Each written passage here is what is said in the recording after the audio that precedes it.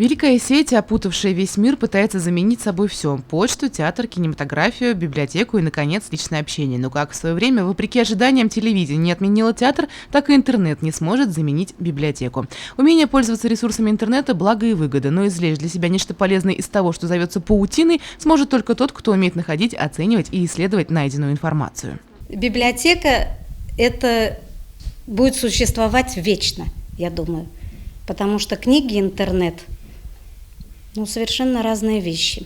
Я стараюсь выписывать детские журналы очень много, потому что сейчас журналы приобретать, например, очень дорого, накладно родителям. Поэтому стараюсь охватить большее количество экземпляров периодических журнал, газет именно для детей. Руфина Римовна заведует библиотечным фондом школы номер 6 22 года. А в общем, этой профессии она отдала 30 лет жизни. После окончания 10 классов наша героиня поступила в Уфимский библиотечный техникум. Затем окончила Челябинский институт искусства и культуры по специальности библиотековедения. А выбранной профессии не пожалела ни разу. Выбрать эту профессию мне помогла моя бабушка. Хотя она была неграмотный человек.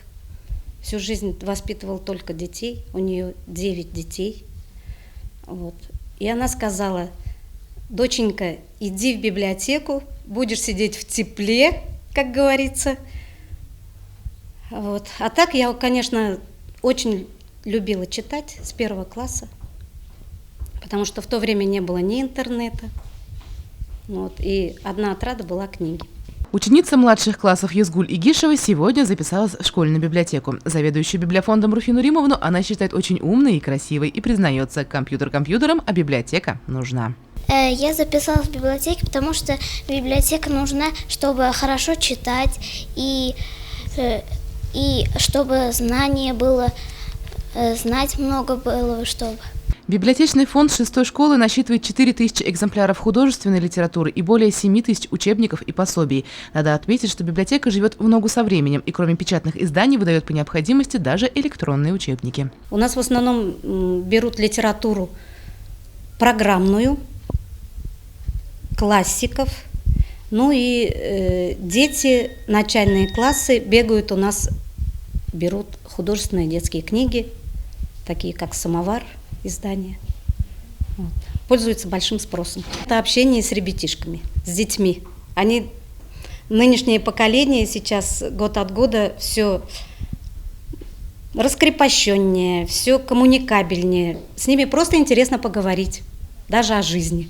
Наверняка каждый думал, что в профессии библиотекаря нет ничего особенного. Сидишь себе и сидишь. Но наша героиня это опровергает.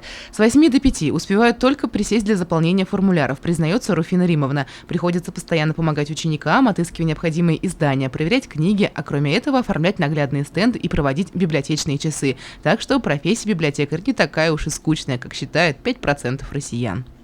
Елена Афанасьева, Дамир Хайбуллин, Любовь Карпова, телекомпания СТВ.